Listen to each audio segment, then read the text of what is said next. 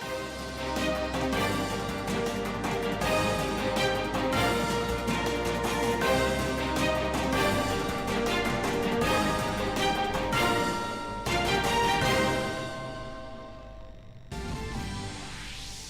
में 1000 low floor बसों की खरीद में हुई मुबैना बदउनवानी की शिकायत पर लेफ्टिनेंट गवर्नर ने की सख्त कार्रवाई। सीबीआई से जांच कराने को दी मंजूरी। बीजेपी ने दिल्ली हुकूमत पर लगाए बदउनवानी के इल्जामात।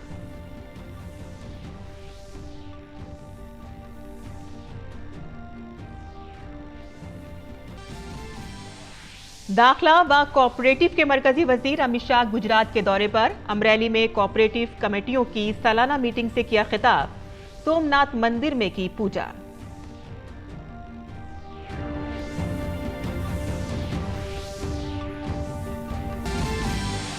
ब्रिटानिया की मलिका एलिजाबेथ द्वितीय के एजाज में मुल्क में आज एक रोजा कौमी सोग। आनजानी मलिका का जसद खाकी ले जाया जा रहा है ईडनबर्ग। ब्रिटानिया में 19 सितंबर को अदा की जाएंगी मलिका की आखिरी रसूमात।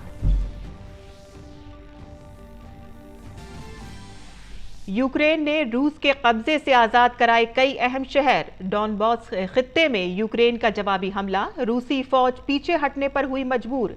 सदर ज़ेलेंस्की ने कहा कि हमने रूस से आजाद कराए 2000 मुरब्बा किलोमीटर खित्ता।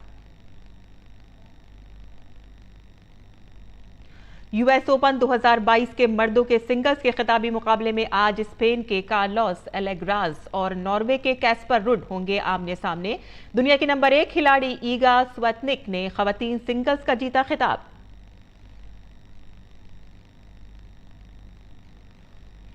एशिया कप के फाइनल मुकाबले में आज दुबई में पाकिस्तान और श्रीलंका होंगे आमने सामने। पाकिस्तान की नजर होगी तीसरी मर्तबा ट्रॉफी अपने नाम करने पर, तो वहीं श्रीलंका की टीम छठी मर्तबा खिताब जीतने के इरादे से उतरेगी मैदान में।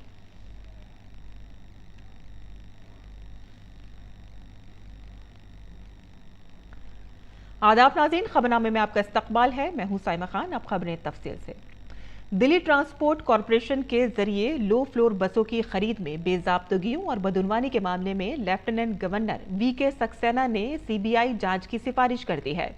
इस साल जून में लेफ्टिनेंट गवर्नर से की गई शिकायत में 1000 डीटीसी बसों की खरीद में बेजाब्तगी की बात कही गई थी। शिकायत में दावा किया गया था कि डीटीसी ने पहले से मंसूबाबंद तरीके से वजीर ट्रांसपोर्ट को बसों के टेंडर व खरीद के लिए तश्कील कमेटी का सदर मुकर्रर किया गया था।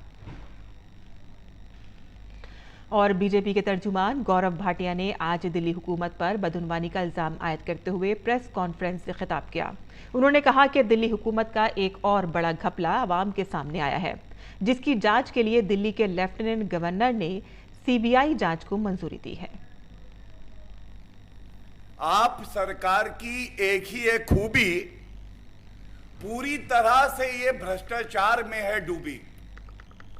अरविंद केजरीवाल जी का भ्रष्टाचार जो है उसको उजागर किया है जनता की आवाज बनके, चाहे वो आबकारी घोटाला हो, चाहे वो क्लासरूम घोटाला हो, और आज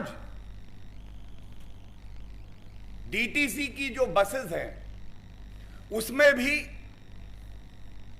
एलजी महोदय ने सीबीआई जांच की सिफारिश को स्वीकार करके आगे बढ़ाया है। उन्होंने कहा कि दिल्ली हुकूमत ने आवाम को 11,000 से ज्यादा डीटीसी बसें देने का दावा किया था, लेकिन उनके वजीर ट्रांसपोर्ट कैलाश गहलोत का सच आज आवाम के सामने है। अरविंद केजरीवाल है तो भ्रष्टाचार है। कहते थे कि दिल्ली में 11,000 से ज्यादा डीटीसी बस देंगे। यह पहली बार देखा गया ट्रांसपोर्ट मिनिस्टर कैलाश गहलोत इनको बोर्ड का चेयरमैन बना दिया, जो एक अधिकारी होता था। अब पूछा जाएगा ये क्यों हुआ? सुविधा के लिए होता है ये।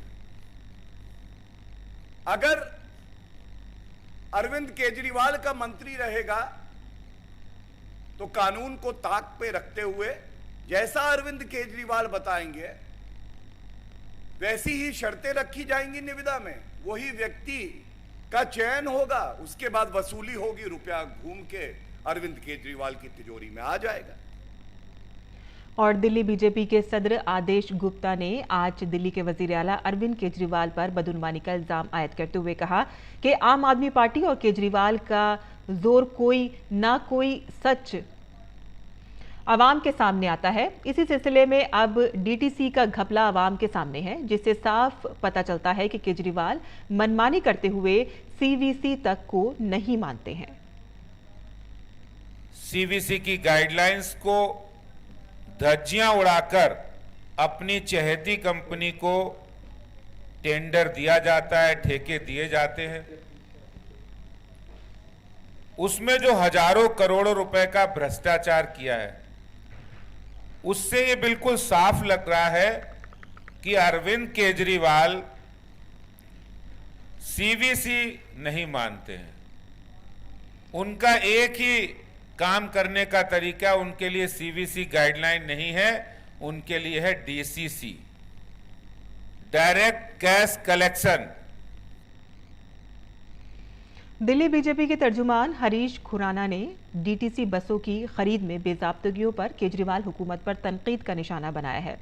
हरीश खुराना ने कहा कि दिल्ली हुकूमत में ऐसा कोई महकमा नहीं है कि जहां बदउनवानी ना हुई हो। उन्होंने दिल्ली के वजीर आला अरविंद केजरीवाल से फौरी तौर पर वजीर को बर्खास्त करने का मुतालबा किया है। पहले शराब घोटाला, उसके बाद स्कूल कमरों का घोटाला, और अब डीटीसी के अंदर घोटाले की जो जांच लेफ्टिनेंट गवर्नर ने सीबीआई को दे दी है, ये दिखाता है कि पूरी की पूरी सरकार भ्रष्टाचार में डूबी हुई सरकार है। सीनियर इनका जो मंत्री हैं मनीष सिसोदिया जी, उनके ऊपर संगीन आरोप लगे हुए हैं, लेकिन आपने अभी भी उनको पद पे बनाया हुआ है। अगर आपके अंदर थोड़ी सी भी शर्म है तो तुरंत से तुरंत इस्तीफा होना चाहिए इन मंत्रियों का। मरकजी वजीर दाखिला अमित शाह आज गुजरात के दौरे पर हैं। अपने गुजरात दौरे के दौरान आज वो अमरेली जिले के अहम कोऑपरेटिव कमेटियों की सालाना जनरल मीटिंग में शामिल हुए। इस मौके पर उन्होंने कहा कि मुल्क के 391 अजला का उन्होंने दौरा किया है। वजीर दाखिला ने कहा कि अमरेली जिले ने रियासत को कई कोऑपरेटिव रहनुमा दिए हैं। इन रहनुमाओं ने रियासत के साथ साथ मुल्क के कोऑपरेटिव ढांचे को मजबूत किया है। वजीर आज़म नरेंद्र मोदी की कोऑपरेटिव में मजबूत पहल पर उन्होंने कहा कि वजीर आज़म ने किसानों को खुशहाल बनाने की कोशिश की है। इत्तलात और नशरियात के वजीर अनुराग सिंह ठाकुर आज से 3 दिन के महाराष्ट्र के दौरे पर हैं। मुंबई से मुत्तसिल डोंबिवली में आज पार्टी कारकुनों ने उनका जबरदस्त खैर मकदम किया।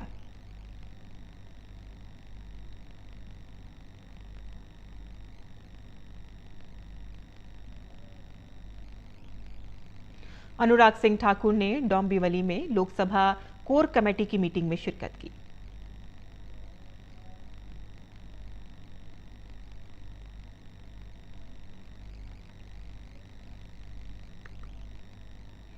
इसके बाद मरकजी वजीर अनुराग सिंह ठाकुर ने बीजेपी के जिला सतह के ओहदेदारों, ब्लॉक कन्वेनरों और फ्रंट के दीगर ओहदेदारों के साथ मीटिंग की। कौमी राजधानी नई दिल्ली में प्रधानमंत्री मत्स्य संपदा योजना की दूसरी सालगिरह के मौके पर मवेशी परवरी, डेयरी व माही परवरी के मरकजी वजीर पुरुषोत्तम रूपाला ने कहा कि प्रधानमंत्री संपदा योजना के जरिए 20,050 करोड़ रुपए की सरमायाकारी की जाएगी, जो माही परवरी के शोबे में होने वाला अब तक का सबसे ज्यादा सरमायाकारी है। पेश है ओपी यादव की यह रिपोर्ट। मुल्क की मछुआरा बिरादरी की 400 तरक्की के लिए सितंबर 2020 में मरकजी सरकार के जरिए प्रधानमंत्री मत्स्य संपदा योजना की शुरुआत की गई थी। इस स्कीम की दूसरी सालगिरह पर राजधानी नई दिल्ली में एक प्रोग्राम का इनेकाद किया गया। प्रोग्राम में बतौर मेहमान खुसूसी हिस्सा लेने आए मवेशी परवरी, डेयरी और माही परवरी के मरकजी वजीर पुरुषोत्तम रूपाला ने कहा कि वज़ीर आज़म नरेंद्र मोदी ने मछुआरा बिरादरी की 400 तरक्की के लिए 20,000-50,000 करोड़ रुपए का अब तक का सबसे ज्यादा फंड रखा है।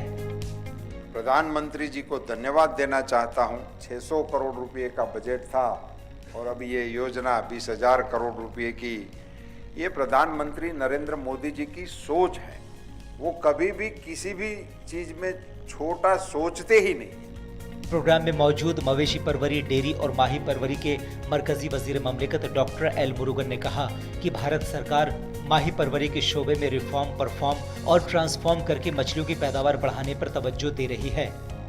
Under PMMSY, key interventions are undertaken with the aim of enhancing fish production and productivity.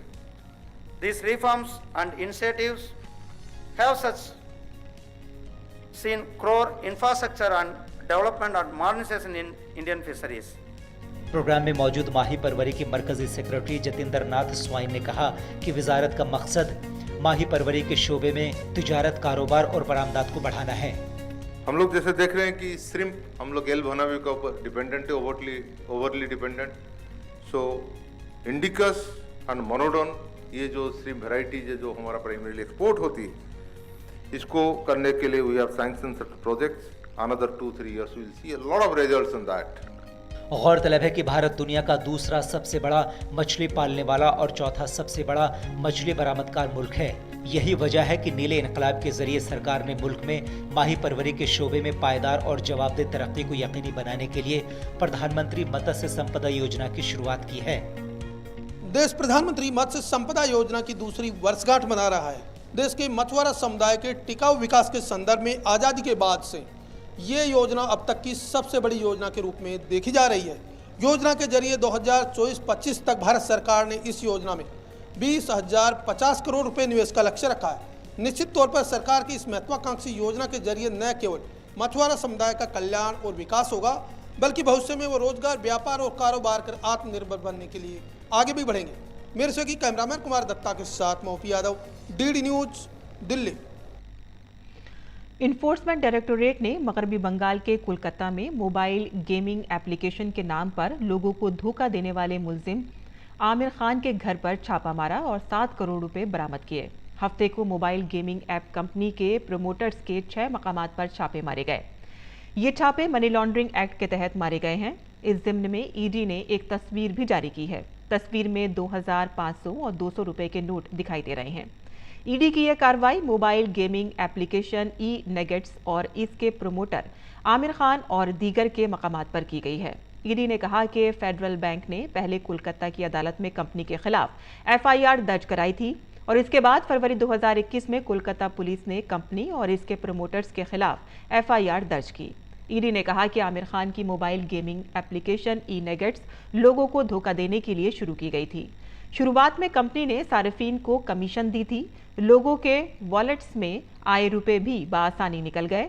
इससे लोगों का कंपनी पर एतमाद बढ़ गया और लोगों ने ज्यादा कमीशन के लिए बड़ी रकम लगानी शुरू कर दी। जब कंपनी को लोगों से भारी रकम मिली तो इस ऐप से पैसे निकलने अचानक बंद कर दिए गए। इसके पीछे वाहिद दलील ये दी गई कि सिस्टम की अपग्रेडेशन और सरकारी इदारों की तहकीकात की वजह से पैसे निकालने पर रोक लगा दी गई है। बादाज़ां तमाम डेटा को अब सर्वर से हटा दिया गया है और जिसमें प्रोफाइल इंफॉर्मेशन भी शामिल है और फिर सार्फिन को धोखाधड़ी का पूरा मामला समझ में आ गया। कॉमर्स व सनत के मरकजी वजीर पीयूष गोयल अमेरिका के दौरे पर हैं। अपने दौरे के दौरान उन्होंने लॉस एंजलिस में स्वामी नारायण मंदिर में दर्शन किए। इस दौरान उन्होंने कहा कि भारतीय कम्युनिटी की बावकार मौजूदगी और इस इलाके की तरक्की में भारतीयों का ताउन भी काबिल कद्र है। पीयूष गोयल ने जनूबी कैलिफोर्निया की ताजिर बिरादरी से भी खिताब किया। अपने खिताब में पीयूष गोयल ने कहा कि हमें अदलिया और कानून की हुक्मरानी, मजबूत मीडिया, शफाफ सरकारी निज़ाम पर फ़ख्र है। उन्होंने कहा कि 2047 तक भारत को आलमी तरक्की को रफ्तार देने वाले पावर हाउस की शक्ल में देखा जा सकता है।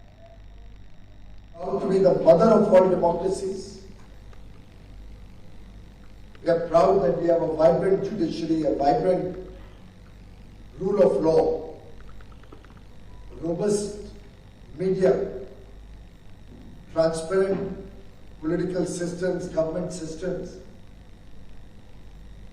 And amongst all of this, if I may venture to suggest, in our lifetime, and I see most of us in this room are brothers and sisters who are going to be there in 2047, when we celebrate India at 100, I can see an economy which will be a powerhouse driving global growth. आइंदा 17 सितंबर को साहिलों की सफाई का आलमी दिन मनाया जाएगा। मुल्क भर में अर्जियाती साइंस की वजारत के जरिए साहिलों की सफाई से मुतालिक अब तक की सबसे तवील मुहिम स्वच्छ सागर सुरक्षित सागर चलाई जा रही है। आज़ादी के अमृत महोत्सव के मौके पर 5 जुलाई से शुरू हुई इस 75 रोज़ा मुहिम का रस्मी ख़िताम 17 सितंबर को साहिलों की सफाई के आलमी दिन के मौके पर होगा।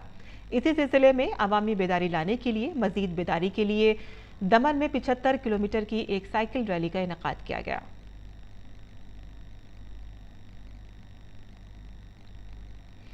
वज़ीर-ए-आज़म नरेंद्र मोदी 17 सितंबर को चीता बाज़ाबादकारी प्रोजेक्ट का आगाज करेंगे। ये बात माहौलियात, जंगलात और मौसमियाती तब्दीली के मरकजी वजीर भूपेंद्र यादव ने उड़ीसा में भुवनेश्वर चिड़ियाघर के डायरेक्टर की कौमी कॉन्फ्रेंस में कही। उन्होंने कहा कि इस मंसूबे के लिए चीता को नामीबिया से भारत लाया जाएगा।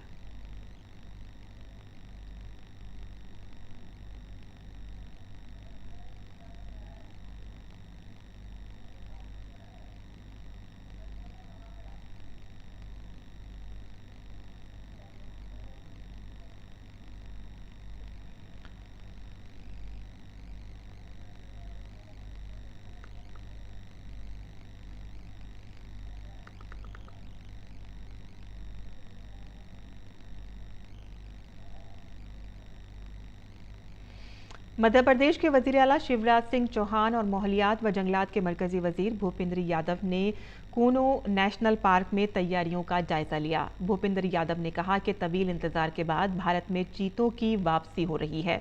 नामीबिया से आ रहे चीतों के तई लोगों में जोश देखा जा रहा है। ये दुनिया में अपना एक पहला तरह का प्रोजेक्ट है जिसमें वाइल्ड चीता को हम वापस से री इंट्रोड्यूस कर रहे हैं। माननीय प्रधानमंत्री जी के नेतृत्व में हम अनेक विषयों पे काम कर रहे हैं। प्रोजेक्ट एलिफेंट पे भारत ने अच्छी तरक्की करी। हमारे 32 एलिफेंट रिजर्व हो गए। हमारे जो टाइगर रिजर्व है 16 को इंटरनेशनल एक्रेडिटेशन मिला है। हमारे डॉल्फिन को लेकर के, लॉयन को लेकर के और उनकी संख्या में बढ़ोतरी को लेकर मंत्रालय काम कर रहा है। पर मंत्रालय को ये एक बड़ा अवसर माननीय प्रधानमंत्री जी के मार्गदर्शन में मिला है। और मध्य प्रदेश के वजीर आला ने कहा कि चीतों के लिए कूनो नेशनल पार्क को मुंतखब किया जाना उनके लिए खुशकिस्मती की बात है। 17 सितंबर को माननीय प्रधानमंत्री जी पधार रहे हैं और चीता जो भारत से विलुप्त हो गया था, न केवल भारत से बल्कि एशिया महाद्वीप से विलुप्त हो गया था, अब अफ्रीका से, पहले नामीबिया से और फिर दक्षिण अफ्रीका से भी यहाँ चीते आएंगे और फिर से चीतों का पुनर्स्थापन होगा। इस क्षेत्र को और मध्य प्रदेश को टूरिज्म की दृष्टि से इसका बहुत लाभ मिलेगा। वज़ीर-ए-आज़म नरेंद्र मोदी 17 सितंबर को कूनो नेशनल पार्क में चीते की बाज़ाबादकारी मंसूबे का इफ्तिताह करेंगे। यहां नामीबिया से 4 जोड़े चीतों को लाया जाएगा, जिन्हें 30 रोज तक एक खास बाड़े में करंटीना में रखा जाएगा। और कैसी है तैयारियां, देखते हैं हमारे नुमाइंदे नीरज सिंह की ये रिपोर्ट। कूनो नेशनल पार्क का यही वो इलाका है जहां पर साउथ अफ्रीका और नामीबिया से जो चीते आएंगे वो इसी इलाके में छोड़े जाएंगे। और यहाँ पर अगर आप देखें तो यहाँ फेंसिंग की गई है और ये 12 किलोमीटर का इलाका है जहाँ पर उन चीतों को छोड़ा जाएगा। यहाँ पे अगर मेरे कैमरामैन आपको दिखाएंगे तो ये पूरा जंगल है। सबसे पहले जब चीता यहाँ पर पहुँचेगा तो इसी इलाके में उसको रखा जाएगा। और इसके साथ ही अगर ये देखें तो ये मार्बल ग्रास है, ये यहाँ पर स्पेशली लगाई गई है क्योंकि इसी तरह की जो घास है वो अफ्रीका और नामीबिया में पाई जाती है, ताकि उनको एक ऐसा माहौल दिया जा सके कि उनको लगे कि वो अपने ही घर में हैं। और इसके लिए इस पूरे इलाके को कवर किया गया है। सबसे पहले इसी जगह पर उन चीतों को छोड़ा जाएगा और उसके बाद जब यहाँ पर जो चीते हैं वो थोड़े से वातावरण के साथ ढल जाएंगे, उसके बाद कूनो नेशनल पार्क के जो जंगल हैं जो मेरे पीछे आपको दिखाई दे रहे हैं, उन जंगलों में उन चीतों को छोड़ा जाएगा। और ये पहली बार है कि भारत में जो चीते थे वो विलुप्त हो गए और उसके बाद उन चीतों को यहाँ पर लाया जाएगा और इसी जंगल में उन साउथ अफ्रीका और नामीबिया से जो चीते आएंगे उनको छोड़ा जाएगा। कैमरामैन संजय जैना के साथ Neeraj Singh, DD news, Kuno national park, Madhya Pradesh. और उत्तराखंड के वजीर आला पुष्कर सिंह धामी ने आफात ज़दा इलाकों का फिजाई दौरा करके जायजा लिया। रियासत में गुज़िश्ता कई दिनों से मुसलसल बारिश होने की वजह से जगह जगह पर सयाह फंसे हुए हैं। मुतासरा इलाकों का दौरा करने के बाद वजीर आला धामी ने सयाहों के लिए एक पैगाम जारी करके कहा कि हुकूमत सभी हालात में आवाम के साथ है।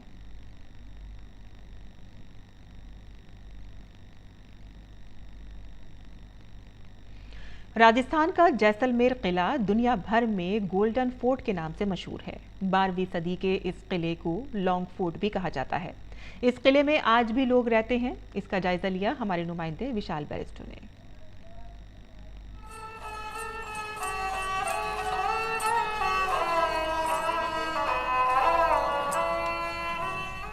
इतिहास के पन्ने पलटते हुए मैं इस वक्त पहुंच गया हूं जैसलमेर और आप देख सकते हैं मेरे ठीक पीछे ये शानदार सोनार किला जो सोने की तरह चमकता है। 12वीं शताब्दी में ये किला बना और क्या खासियत है इसकी, आइए हम यहीं के लोगों से जानते हैं। मैं आपको ये बता दूं कि जो जैसलमेर का किला है ये ओनली लिविंग फोर्ट है और यहाँ करीब 4000 लोग रहते हैं। तो ऐसे ही किसी एक व्यक्ति से हम आपकी बात कराएंगे जो गाइड भी हैं फ्रेंच और इंग्लिश के और साथ साथ यहाँ पर रहते भी हैं। इनका नाम है मधुसूदन बिस्सा। मधुसूदन जी, किले तो बहुत सारे होते हैं जी, लेकिन सोनार किले की क्या खासियत है? एक्चुअली ये एकमात्र लिविंग फोर्ट है। इस किले के अंदर 4000 लोग अंदर रहते हैं और ये आज से नहीं रह रहे हैं। जो लोग राजा के लिए काम करते थे, राजा के द्वारा ही उनके काम करने वाले लोगों को सारे के सारे मकान डोनेट किए हुए हैं और लोग जनरेशन बाय जनरेशन इस किले में रह रहे हैं। तो इस किले के अंदर रहने की वजह से इसका टाइम टू टाइम रेस्टोरेशन हो रहा है। उसकी वजह से किला आज भी 1000 साल के करीब हो गया। इसको 867 साल हो गए, आज भी टिका हुआ है। इसका नाम सोनार किला कैसे पड़ा? पीले पत्थर तो, येलो सैंडस्टोन तो है, लेकिन सोने की तरह चमकता है। बिल्कुल, जब यहाँ पे बरसात होता है जैसलमेर के अंदर, तो बरसात के बाद में जब सूर्य की किरणें इन पत्थरों के ऊपर पड़ती है तो ये वास्तव में सोने की तरह चमकता है। और साथ ही एक डायरेक्टर थे जिनका नाम था सत्यजीत रे, उन्होंने एक बहुत ही फेमस मूवी बनाई, बंगाली मूवी बनाई है जिसका नाम है सोनार किला। तो उस मूवी को देखने के बाद में जो जैसलमेर से निकलता है वो उसके मुंह से सिर्फ एक ही निकलता है, वाह हमने सोनार किला देखा। ये बताइए कि इसका शेप कैसा है और क्या खासियत है इस किले की? इसका शेप जो है त्रिकुटगढ़ ट्रायंगल हिल के ऊपर बना हुआ है और इसकी 80 फीट हाइट है, करीब तकरीबन 80 फीट हाइट है।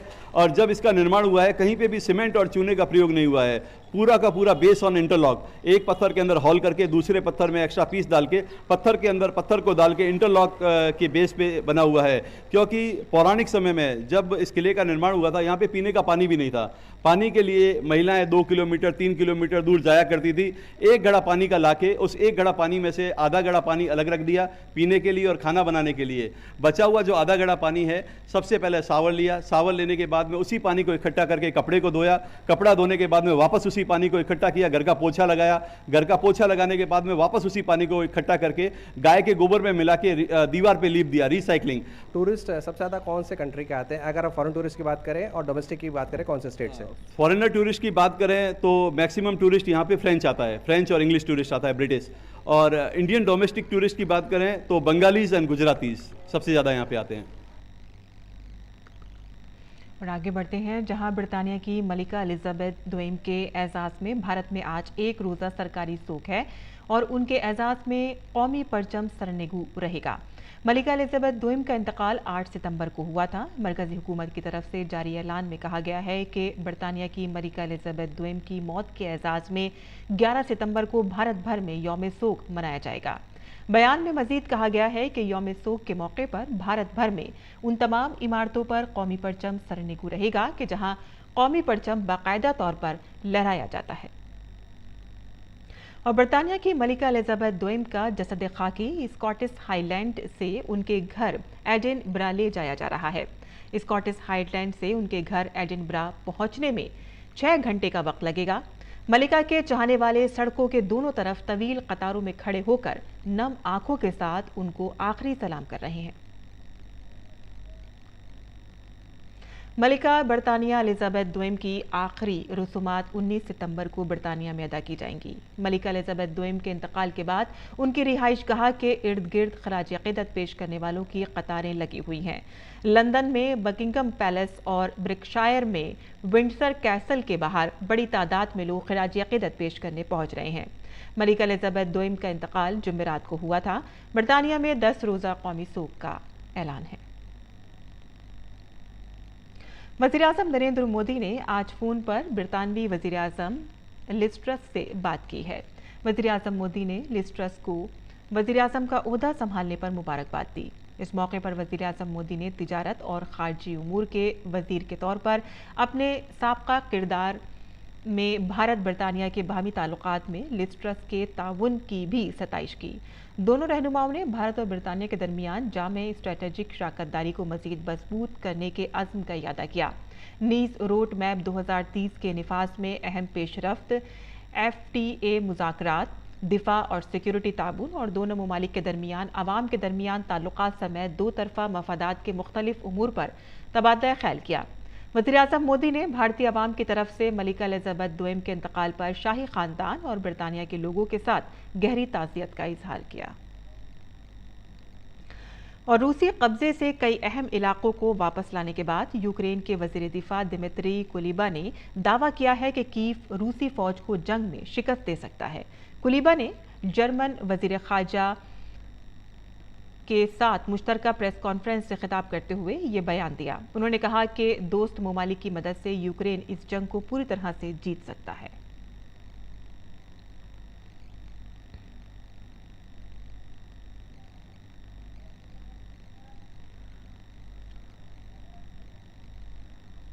वहीं यूक्रेन की वजारत दिफा ने एक वीडियो जारी किया है जिसमें डॉनबॉस के बलाक्लिया में यूक्रेनी फौज अपना झंडा लहराते हुए नजर आ रहे हैं। इससे कबल यूक्रेन ने इस शोबे में बड़ी सबकत का दावा किया है। यूक्रेन के ब्रिगेडियर जनरल ओलेस्की ग्रोमोव ने कहा है कि इसके फौजियों ने रूसी महाज के अंदर 20 किलोमीटर तक के इलाके में पर वापस कब्जा कर लिया है। और इतना ही नहीं, खार्किव इलाके में 20 गांव भी वापस यूक्रेन के कब्जे में आ गए हैं।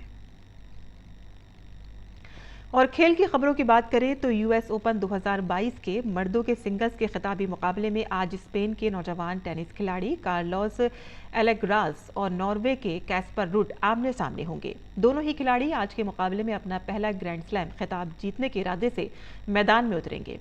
इस बार US ओपन को नया चैंपियन भी मिलेगा। 19 साला एलेग्रास अगर ये मुकाबला जीत जाते हैं तो ओपन एरा में वो अमेरिका के अजीम खिलाड़ी पैट संप्रास के बाद दूसरे सबसे नौजवान खिलाड़ी होंगे। और दुबई में आज एशिया कप क्रिकेट 2022 का फाइनल पाकिस्तान और श्रीलंका के दरमियान खेला जाएगा। श्रीलंका छठी बार ये खिताब अपने नाम करने की कोशिश करेगा, जबकि पाकिस्तान तवील अरसे बाद ये खिताब अपने नाम करेगा। एशिया कप के फाइनल में दोनों ही टीमें 3 बार आमने सामने हो चुकी हैं। श्रीलंका ने 1986 और 2014 में पाकिस्तान को शिकस्त देकर खिताब जीता था, जबकि पाकिस्तान साल 2000 में श्रीलंका को शिकस्त देकर चैंपियन बना था। श्रीलंका ने 1986, 1997, 2004, 2008 और 2014 में खिताब अपने नाम किया है। श्रीलंका भारत के बाद इस सीरीज की दूसरी सबसे कामयाब टीम है और पाकिस्तान ने 2 मरतबा साल 2000 और 2012 में कामयाबी हासिल की है। और इसी के साथ ही हमारा खबरनामा यहीं ख़त्म पसीर होता है। हमारी पूरी टीम को दें इजाज़त। आदाब।